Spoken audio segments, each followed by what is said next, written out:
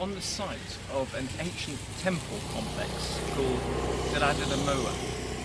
It's in Sri Lanka, and it used to be the site of a tooth relic Buddha himself. And we're about to explore some of the ancient remains which are here.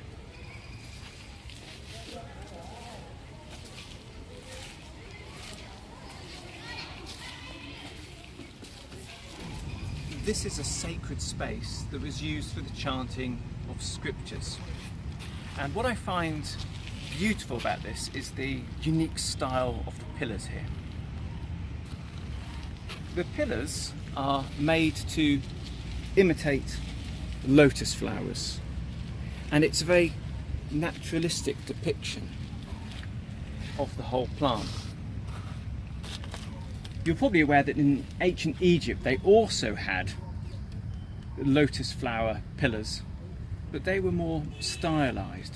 Here you can actually see leaves and a waving section stalk, and at the top the flowers themselves, with two sets of 4 pillars. You can see the sacred Buddhist number 8 shining forth, and with a central pedestal or altar to hold the scriptures you're going to chant. You can see this is an ideal environment for the purpose it was designed for. And now we come to the most beautiful of the temple ruins. Before us is a moonstone showing the different levels of existence or consciousness. We can see a protective figure here, which is rather worn, but it's probably the Snake King. As we climb the steps, we can see dwarfs who are also here to guard this large circular structure. It's probably in a circle, imitating the 8-spoked wheel of Buddhism.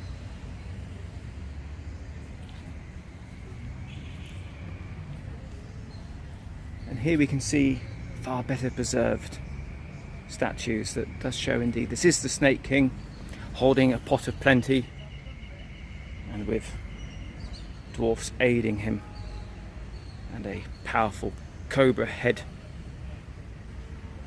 hood.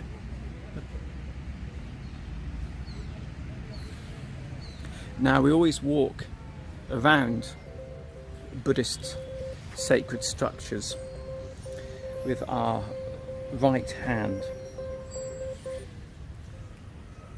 to the Buddha. And as we continue to walk, we can see fierce lions and more dancing dwarfs keeping the sacred space. And above them we can see flowers with 4 petals.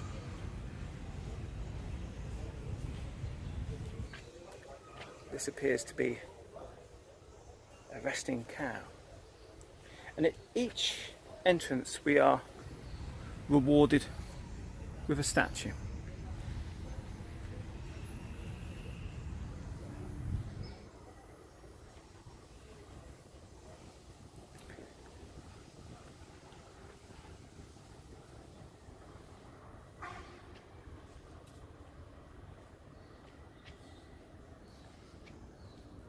And we can see that the banisters here are dragon-like creatures with long curling tongues forming the shape.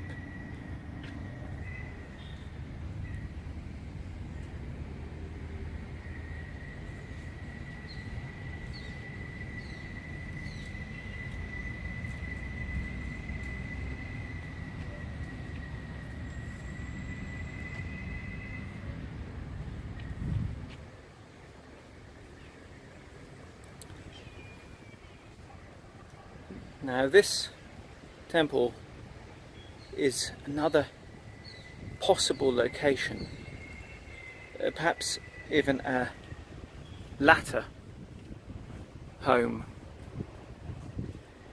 for Buddha's tooth.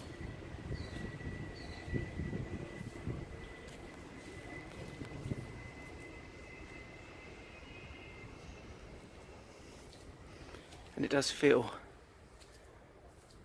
very sacred.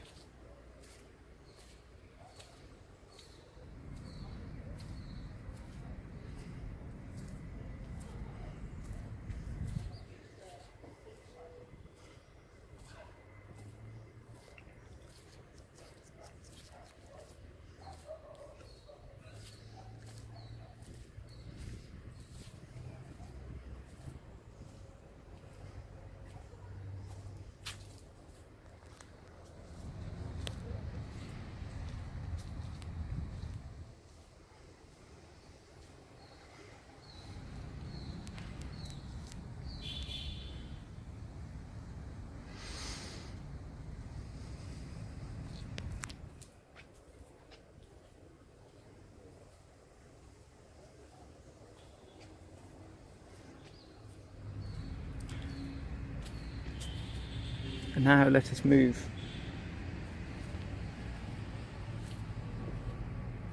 to the shrine of the Bodhisattvas.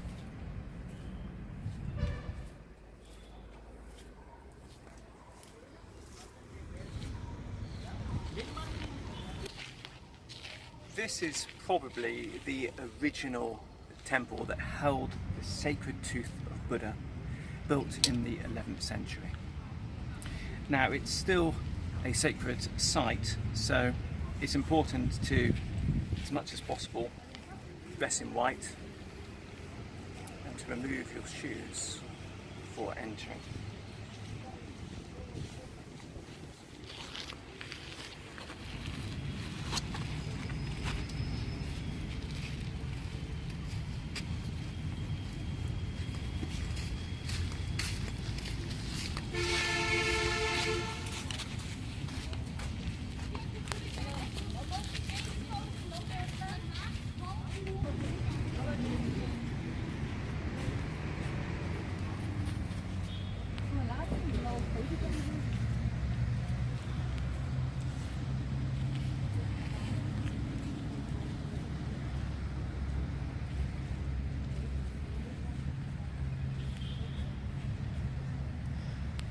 So we can see some very interesting images on these pillars. Protective dwarfs, as before. A pot of plenty down here.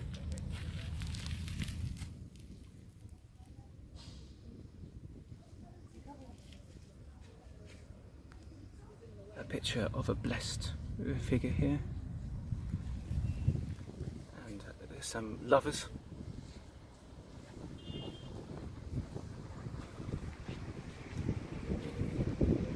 Here we have Buddha himself. We also know a ceremony called the opening of the eyes, which still exists within Buddhism. It took place here.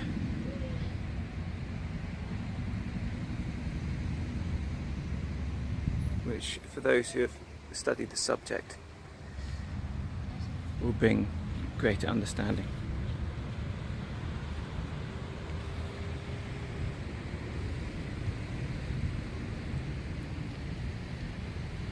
Now, no one knows where the tooth was actually stored. It's actually still existent and is held in Kandy.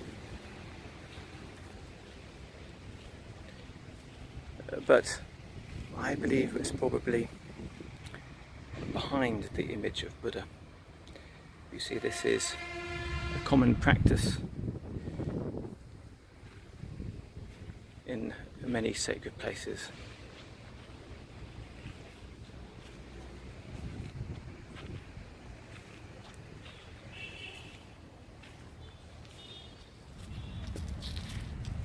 Now, one other interesting feature that you can see from in here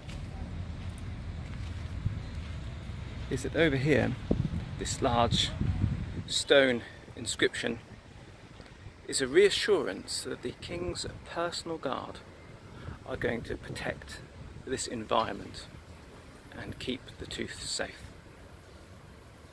Something which they did successfully. This is the stone book. It's a genealogy and eritology of the king Nisasan Kalamala. As you can see, it's built to imitate an actual book made of leaf parchment. It's the largest inscribed object ever discovered in Sri Lanka.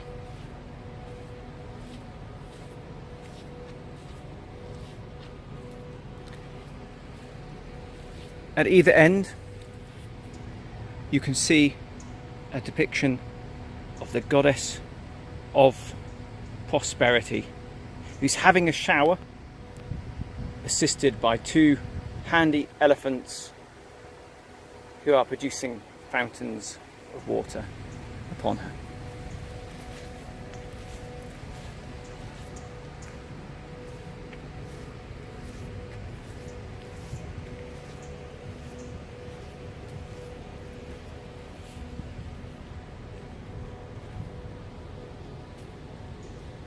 So here we have, in the part that was designated as the monastery, a pond in the shape of a lotus.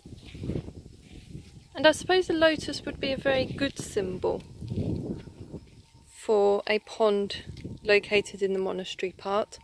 Think about it, a lotus, it rises above the dirt so that its full beauty can be appreciated, can be seen for all.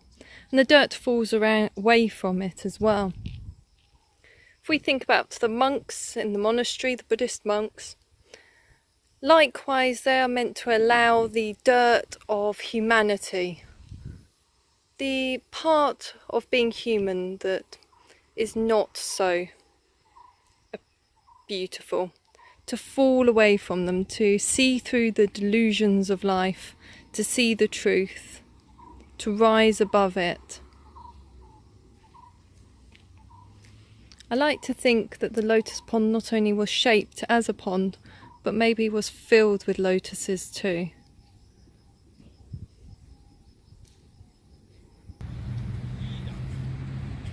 This is the Bodhisattva image house. Originally it's thought that there would be many models of bodhisattvas, those who are on the path of becoming a Buddha here, but only one remains. If you look at the images of bodhisattvas, they tend to be quite similar, and that's because they tend to be based on Avalokitesvara, the ideal Buddhist student. As a character, this figure has been rather androgynous over different cultures and different centuries, sometimes appearing as a man, sometimes as a woman. Now it's time for us to take our leave of our adventure into the ancient past and return to the modern world.